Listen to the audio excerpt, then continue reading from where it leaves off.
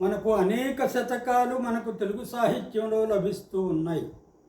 ఈ శతక వాంగ్మయానికి కారణం సంస్కృత శతక వాంగ్మయం కారణం కావచ్చు అన్నమాట. భర్తృహరి సుభాషితాలు 3 శతకాలన్నమాట.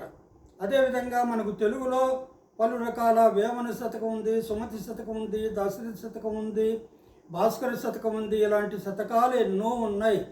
అలాంటి శతకాలలో నరసింహ శతకం కూడా ఒకటి చాలా పేరునికగాంచినటువంటిది ఈ నరసింహ శతకము.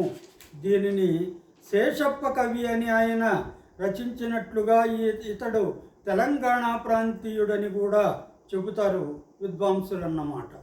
అతడు చెప్పినటువంటి పద్యాలలో మొదటి పద్యం ఏ విధంగా ఉంటుందంటే, శ్రీ మనోహర సురార్చిత సింధు గంభీర భక్తవత్సల కోటి భానుతేజ కంజనేత్ర హిరణ్య కశ్యపాంతక శూర సాధురక్షణ శంఖ చక్రహస్త ప్రహ్లాద వరద సాసధ్వంస నర సర్వేశ క్షీరసాగర సైన కృష్ణవర్ణ పక్షివాహన నీల భ్రమర కుంతలజాల పల్లవారుణ పాద పద్మయుగళ చారు శ్రీచందనాపురు చర్చితాంగ కుంద కుట్మల దంత వైకుంఠధామ భూషణ వికాస శ్రీధర్మపుర నివాస దుష్ట సంహార నరసింహ దురిత దూరా. ఈ పద్యం నరసింహ శతకంలో మొదటిది. శ్రీ మనోహర అంటే మనస్సును హరించేవాడా? ఎవరి యొక్క మనస్సును హరించేవాడు? శ్రీ లక్ష్మీదేవి యొక్క మనస్సును హరించినవాడా? సురార్చిత సింధు గంభీర దేవతల చేత పూజింపబడినటువంటి గంభీరుడా? భక్తవత్సల భక్తులను వాత్సల్యంగా చూచువాడా? కోటి భానుతేజ సూర్యుని యొక్క కోటి సూర్యుల కాంతి కలిగినవాడా? కంజనేత్ర పద్మనేత్ర హిరణ్య కశ్యపాంతక హిరణ్యకశ్యపుడు అనే రాక్షసుణ్ణి మరి వధించినవాడా? సూరుడా సాధురక్షణ అంటున్నాడు, సజ్జనును కాపాడినవాడా అని. శంఖ చక్రహస్త శంఖము చక్రము చేతి యందు కలిగినవాడా? ప్రహ్లాద వరద ప్రహ్లాదునికి వరములను ఇచ్చినవాడా? పాపధ్వంస సర్వేశ పాపాన్ని పోగొట్టినవాడ పాపాలను పోగొట్టువాడా? సర్వేశ్వరుడా? క్షీరసాగరములో శయనించువాడా? కృష్ణవర్ణం నల్లనివాడా? పక్షివాహన గరుడవాహన నీల భ్రమర కుంతలజాల నల్లటి కురులు కలిగినవాడా? పల్లవారుణ పాద పద్మయుగళ మరి పల్లవం అంటే ఏంటంటే ఇది లేత చిగురుటాకులు లాంటి పాదపద్మాలు కలిగినవాడా అని అర్థం అన్నమాట. చారు శ్రీ చందనాగురు చర్చితాంగా అందమైనటువంటి మరి ఈ చందన మొదలుగా గల అగరుతో మరి పూసుకున్నవాడా అని, అంటే శరీరానికి అగరు రాసుకుంటారు కదా, ఆ విధంగా రాసుకున్నవాడా? కుంద కుట్మలదంత వైకుంఠధామా. ఇంకా ఏమంటున్నా అంటే ఈ కుంద కుట్మలదంత అంటున్నాడు. మామూలుగా దంతాలను మనము వీటితో మల్లెలతో పోలుస్తారన్నమాట. ఆ కుంద శబ్దానికి అర్థం ఏంటంటే మల్లె, కుట్మ అంటే మొగ్గ, మల్లె మొగ్గలు లాంటి దంతములు కలిగినవాడా అని అర్థం.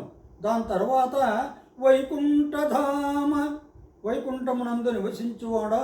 భూషణ వికాస శ్రీధర్మ పుర నివాస భూషణ వికాస అంటున్నాడు. ధర్మపురి అని తెలంగాణలో ఉంది. ఆ ధర్మపురి ఇది మనకు ఒక జిల్లాలో ధర్మపురి అని ఉంది. ఆ ధర్మపురిలో నరసింహస్వామి దేవాలయం ఉందన్నమాట. అందులో నివసించువాడా అని అర్థం చెప్పుకోవచ్చు.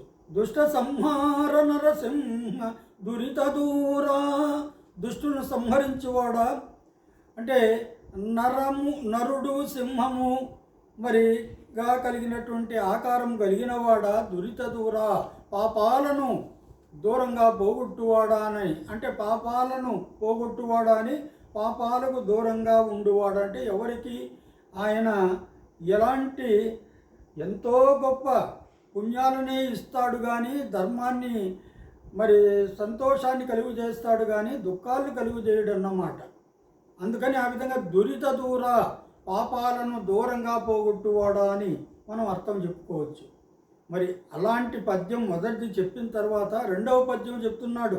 పద్మలోచన శీస పద్యముల్ని మీద చెప్పపూనితినయ్య చిత్తగింపు. పద్మలోచన ఓ పద్మనైనా శీసపద్యముల్ని మీద చెప్పపూనితినయ్య. ఈ శతకములో అన్నీ నేను శీసపద్యాలే చెప్పాను, నీ మీద చెప్పడానికి నేను పూనుకున్నాను. చిత్తగింపు అన్నాడు, ఆలకించు అన్నాడు. గణయతి ప్రాస లక్షణము చూడను లేదు. పద్యం అంటానే గణము యతి ప్రాస లక్షణాలు ఉండాలి, వాటిని నేను చూడలేదు అన్నాడు. పంచకావ్య శ్లోక పఠన లేదు.